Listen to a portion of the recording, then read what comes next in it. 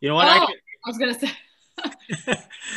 I'll go ahead and start with the cast while Tyler there figure out what's going on in his head.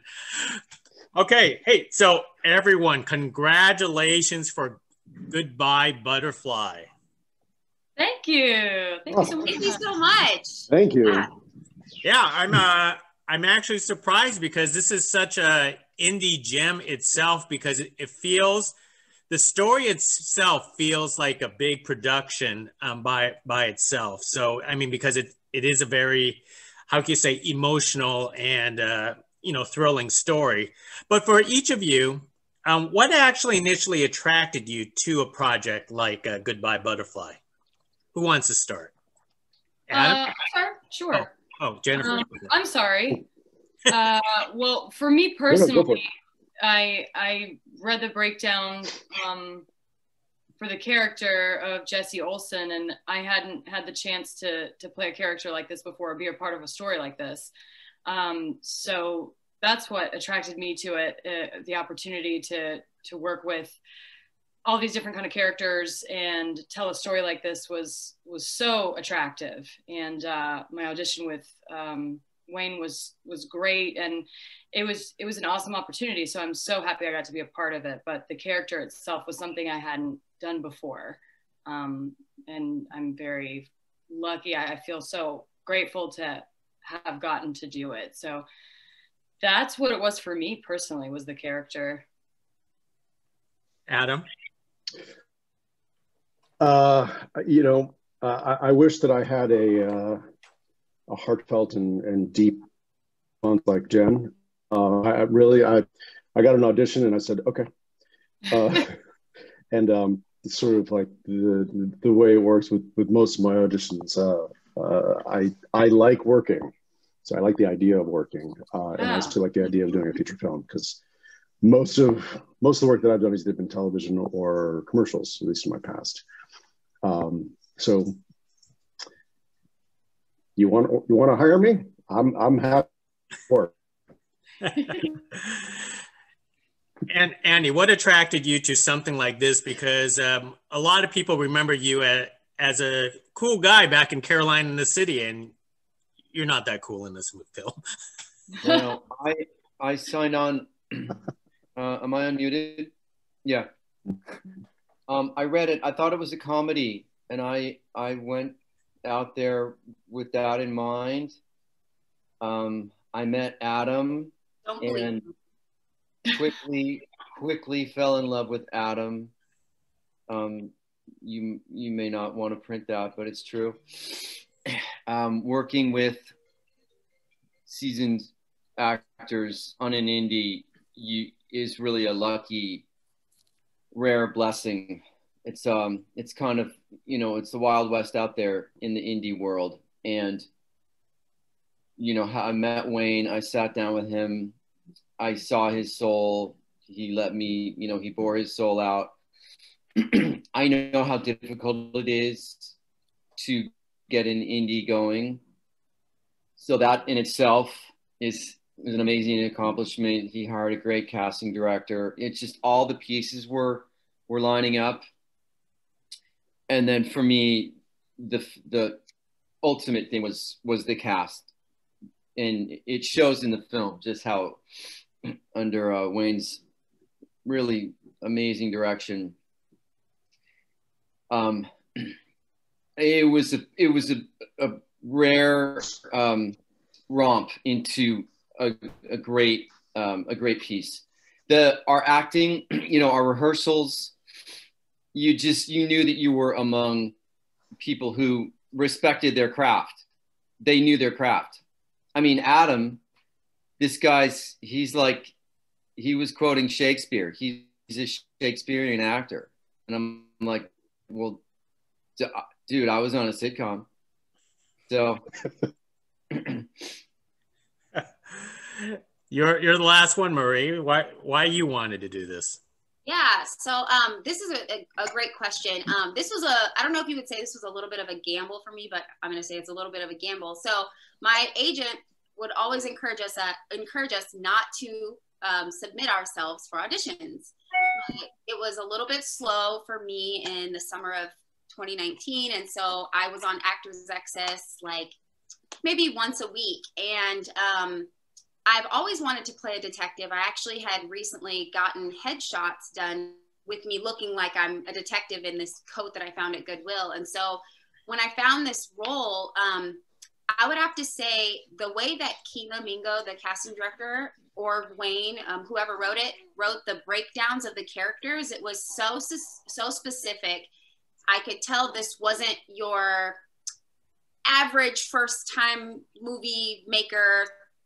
Hey, we're going to take anybody auditioning. Like I could tell that my role as a detective, I think that they were calling for a Black actress as well. I'm not sure, but I just loved that there was nothing about the character that why she had to be Black.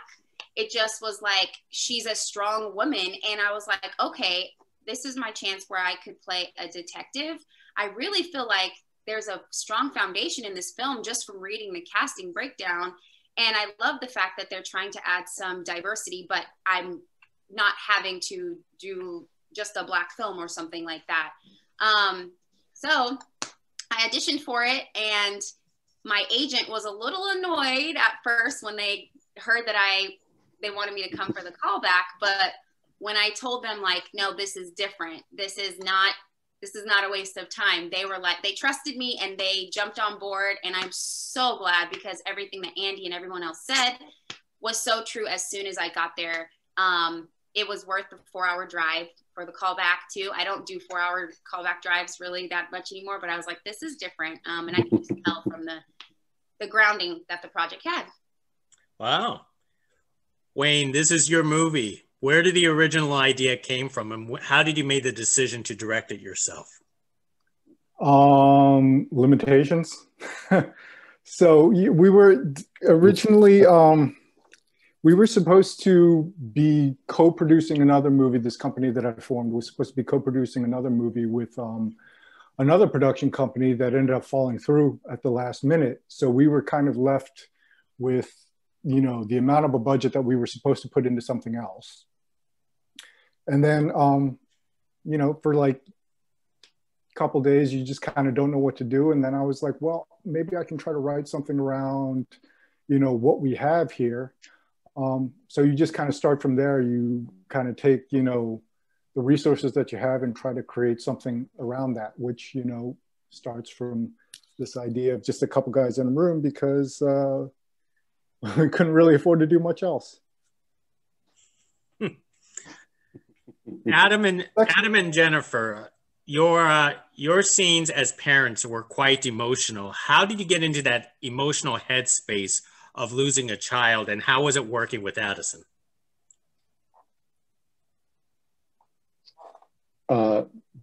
You go. Ladies first. You're on mute, Jennifer. I think you're on mute. I'm sorry about that. Thank you, Adam. No worries. I don't have any children yet. And that is something that Wayne had asked me in the audition, you know, and I plan on it at some point. It just hasn't happened yet. But, you know, I had to put myself in a position as like, what is the absolute worst thing that could happen to you? And kind of find that emotional well inside and tap into it. It's fairly easy for me to do that. It's kind of an issue. It's like when I'm talking to somebody I don't really know about something emotional, I start crying and like my eyes start watering. Some people are like, are you okay? I'm like, it happens. Let's just blow past it. It's something that it's always on the surface for me personally to just like go to that place. And seeing Addison too, this beautiful little girl, it was fairly easy to go there and be like, oh my gosh, like if somebody hurt this beautiful thing, you know, it's like, that would be the absolute worst thing. So seeing her in person really helped too. She was perfect. So, and speaking with her and spending time with her, it wasn't hard to imagine, you know, losing something that precious. So yeah, it was, but it was also, you know, a little jarring to like imagine that and kind of go there. So yeah, but working with Adam was great too. He made it easy. So the cast was perfect. Adam? Yeah, I have kids. I have a 6-year-old and a 4-year-old. So, you know, same age as the characters' kids. You know, you as an actor, one of my old acting teachers always said, you know, be interested instead of interesting. And the more interested you in the events that are happening, the more that you put yourself in the events that are happening. You know, add that to utilizing my own children, and there's nothing that I could imagine worse than being a parent who outlives his child. And you know, my kids are the most important thing to me. So, you know, I wouldn't say it's easy to go there. You know, the moment where Marie comes in at the beginning of the movie and says, you know, your child has been found and she's dead. I actually had trouble with that because early on, you know, it was so difficult to even think that that was a possibility. I actually calling a friend of mine in Los Angeles I hadn't spoken to in years and was like, hey, how do I do this? I don't remember how to do this. Tell me how to do this. But then later on, it came quite freely, which put me in a real weird place when I came home from shooting. So thank God my wife is was an actress and she's understanding. Absolutely.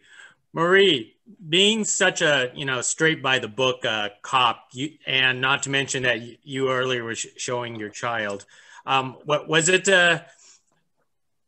hard to basically get emotionally into your cop character rather than basically emotionally attached to like a missing child case? No. So, well, I didn't have a child at the time. I was actually in my first trimester when we were filming. So with this one, so I was trying to connect with that, just that whole scenario. But what I had developed for my character was related to if something happened to my little sister. So I grew up in foster care, and my little sister and I kind of parted ways. I was adopted, she wasn't. So for me, I just imagined like this was why my character got into doing this work, is because she never saw her sister again, and her goal is to try to solve these types of crimes, these types of mysteries. And so for me, I really made it about justice. But I think what helped me to where I had to be different than, you know, Jesse's character and Ryan's character was that I had masked my feelings more with strength and put it more into the work that I was doing as a detective than actually getting to experience that kind of pain. So that's kind of where I built from in the film and building this character of Ivy Hammond. Andy, so you play an emotionally detached, unremorseful villain in this character. How did you get into that headspace? Because, you know, a lot of roles, you're very likable, like as we indicated before, but how did you get into this dark place? You know, shooting in on location was a really big help for me. So when I prepared for Born on the 4th of July, I was playing a paraplegic, and I went to the VA, the Veterans Administration, and I went in a wheelchair, and I like rolled down the halls, and I put myself in that environment and that vibe. It was really depressing. So for this, the area that we shot in, it has a sweet name. What was the name of that town? Salisbury. Salisbury, right. Salisbury. Right. But it was a bit barren. I like to I'm a runner, and so I go off running and find these weird paths through forests and train tracks. And there was a considerable amount of, it was overcast a lot. It was raining sometimes. So I would just go into these wooded areas and like past train tracks and sort of, you know, you'd look down the long row of the train track, and I just imagined taking kids there and what it would be like in the darkness of suffocating and killing a kid, how dark it is. So getting there wasn't that difficult. Getting out of that was imperative.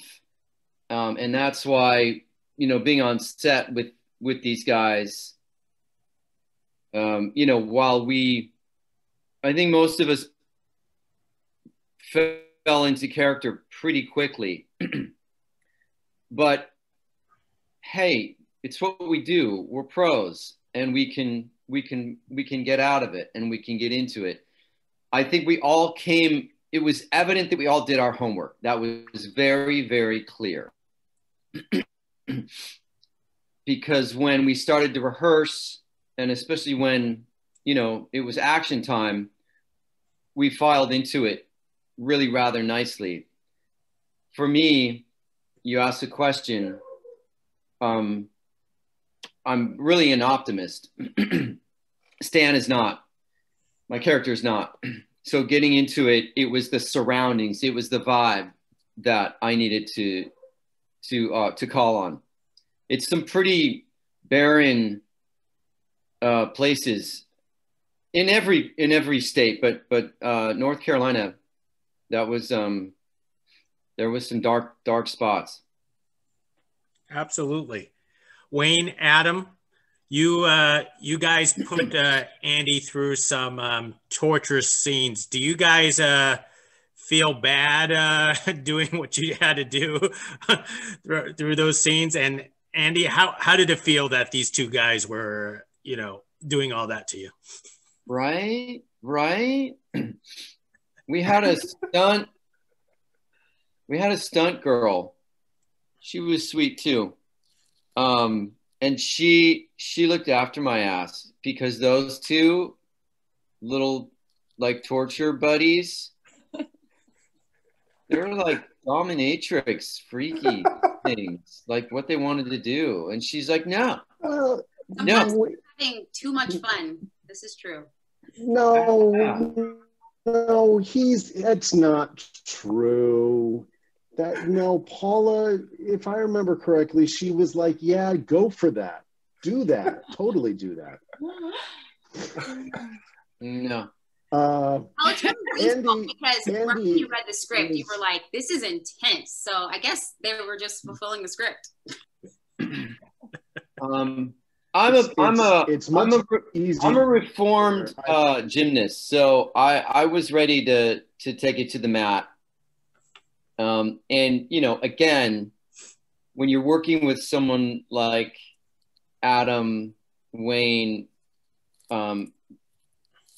I'll give you a story. I did a scene with Charlie Sheen early in my career, and the guy's got to put me in a headlock. And you're doing this for hours. It's not like, you know, in film, it's like a minute, but it takes hours to shoot. He put his arm, he's got me in a headlock.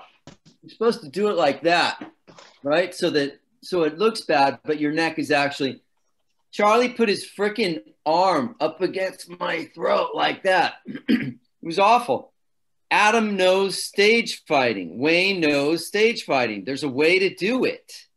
And that's how we did it. And also the hammer was foam. Well, there's that too. Well, and I also, you know, just to go back to the scenes themselves, they're well written, they're well structured. So there was a really good path to follow. But beyond that, you know, and I think this goes to what Andy said, we're all professionals. We've all done the work that we need to do in order to get to where we are. So, you know, this isn't torture porn. We're not looking to, you know, to win awards because we suffered the most. But no matter how out of control at any given point we looked, we were always in control. We were always able to stop if needed. We were always able to pull out to make sure that, you know, Andy wouldn't get hurt, or really we wouldn't hurt Wayne. Because the end of the day, we just wanted to make sure Wayne was okay. Honestly, Gig, you asked me how I feel about all this. Like at this point, like I just feel terrible. I feel like the architect of all of this suffering that like I've put everybody through. Like, and one of the worst things that we had to do like during filming was like, you know, you're writing a script and you're just like, okay, you got to have like the shot, like minor spoilers here, but there, you know, is a shot of Addison like tied up and gagged and bound in like, you know, this unknown location. We had to show a photo of that in the movie. So we had to actually like get her to take those pictures. And that was horrible. That it was like, she was all like amped up about it and gung-ho. She was like, yeah, this is fun. It's all pretend. I was like, it's really not. Cause I'm like standing there watching like her like tied up and like gagged in this thing. And she's having a good time, but it was not a pleasant thing to watch. I'm just like, man, I might go to hell for this. No, I remember we had somebody working on the film Duval. Yeah. And you know, he came up to me early on. He's like, "Do you want to see the pictures or some film of what happens to Addison?" He's like, and he was visibly shocked and sort of like affected by, because he was going around doing background behind the scenes footage as well, which was great.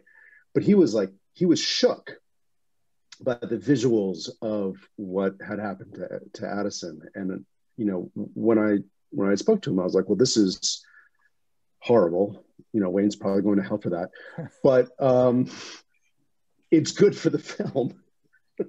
I don't know if I told you guys this, but like those pictures that I was just talking about, like after we wrapped, you know, like they throw a lot of stuff away, and somebody decided it was a good idea to just throw those pictures in the dumpster. And Salisbury police found them. And like, so I'm back in LA now. I'm like 2 weeks into post-production, and her mom, Gretchen, calls me up. She's like, I need to talk to you. And like at the same time that I'm on the phone with Gretchen, I get a call from Salisbury police. And these photos had been circulating like all the national law enforcement databases for like weeks. Like the FBI had them, and they had finally tracked them. Like they had figured it out. They had found Addison on IMDb, and they had figured it out. But it was like this whole thing. So yeah, like I still have, unfortunately, a couple of those pictures, and like I don't even know what to do with them. They're just like sitting there, and like I'm like I don't know, should I burn them? I don't know what to do with them. It's like going to set off this whole like chain reaction again. That Just should be a Addison short on, film. yeah, Burn after production. Yeah. Short film. Police investigates a movie production after finding pictures. Yeah. I think you need to get a picture of Addison holding a newspaper with the date after the fact, so that, you know, you can be like, no, she's alive. Proof of life. Excellent. That's a unique way of marketing. I don't think you want to do that one. Yeah. Well, let me wrap it up with one more thing with any of you folks here. If you were in the parent situation and you had a chance to confront, you know, the killer of your child, what would you actually do? Who wants to go first? I'll go first. I've thought about this. I live in LA in Santa Monica. I've often thought about getting a gun for protection because it's out there. Maybe I watched too much Dateline or whatever. I certainly would have the ability to fight to the death. the timing on it. If you caught, if it was in action, I would, you know, the bond between a child and a parent, forget about it. I would certainly kill. But if there was time to time between, then I wouldn't, because I wouldn't want that on me. I wouldn't want death, you know, on me, in honor of my child. Well, I feel. Oh, go ahead. Go. No. Go. We're married. We want to talk at the same time, right?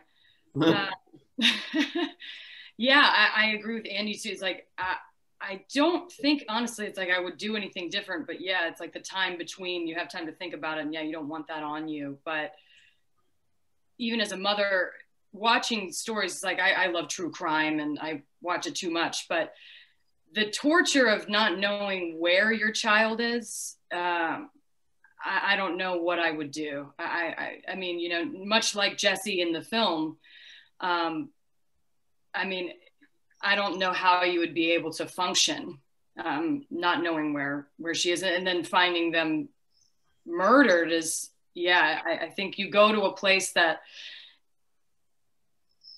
you have that mentality of, I have to, you know, yes, there's that revenge part of it. So I understand why these guys do what they do in the film. I really do. So yeah, and it's easy to say, oh, I would do this or I would do that. But until you're in this situation, I don't think any of us know what we would really do. I'm not sure if I wouldn't do something much different than that, because yeah, that's your child. And I'm sure there is that I would want revenge. So yeah. I know myself pretty well. Like Andy, if it's in the moment, you wouldn't be able to stop me from doing anything and everything above and beyond, probably too far to protect my kids. And I agree with Jen that you don't know what you would do until you're in that situation. And please, dear God, let us never be in that position. But I don't think that I would have a problem having that on me. If someone did that to my child and I was able to be in front of them, no matter how much time had passed, I would probably put them down. And not quickly. Again, I just feel like this, the architect of like this, like whole, like this is. you were the architect of this. I think about this all the time. There's a musician named Steve Wilson who has an album that I hand cannot erase, which is just an amazing piece of music.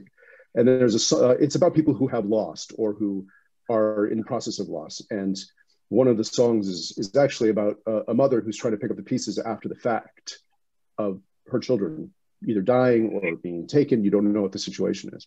And, you know, when I hear that song, even before this movie, it would put me in thought process of what would I do? You know, what do you do with the children's shoes or the drawings that they've done? You know, it's like a line from the song. And so, yeah, Wayne is the architect of our demise, but it's, you know, I think the moment that, and I'm sure Marie can speak to this and Andy can speak to this as well, the moment you have that child, you do anything. Yeah, I think until I had my daughter in July, I didn't understand what it meant to have something you could just love so purely and really like that was yours and that you'll do anything for. And so I really do feel that for my daughter. And I understand where people would go if something like this happened. With that being said, I feel like if I've seen anything in the last couple of years is that there is so much evil, unfortunately, in the world. But I think that there's nothing that we can do to justify it, you know, correctly, you know? And so, I mean, I'm a Christian and I feel like I was in that position, it would be extremely difficult, but there's nothing that I could do that would bring my kid back or make it equal. So I would really have to give it up to God and pray for justice on the other side, because I've just seen some horrible things. And it's like, these our reactions can make us better or make us worse. And, you know, when I see people who've like forgiven people who've like killed their kids, like I really am like, how do you do that? And I try to understand. I'm like, it must be because of faith or something, because this doesn't make any sense. So I would hope that I would react that way, but I can't imagine that I would feel any less anger or frustration, sadness, and heartbreak. Excellent. Well, Wayne, congratulations on creating a thought-provoking film that everyone thought about throughout. And thank you for the rest of everybody else for an amazing acting job that a lot of people should check out. So, hey, thank you for this conversation for Goodbye Butterfly. And I can't wait to do this again with all of you. Appreciate it. Hey, thank you. Thank you for all your efforts, you know, getting the film out there. Thank you. Thank you. Yeah. All right. Thank you. Bye. Bye. You will. Bye, guys. Good to see you all.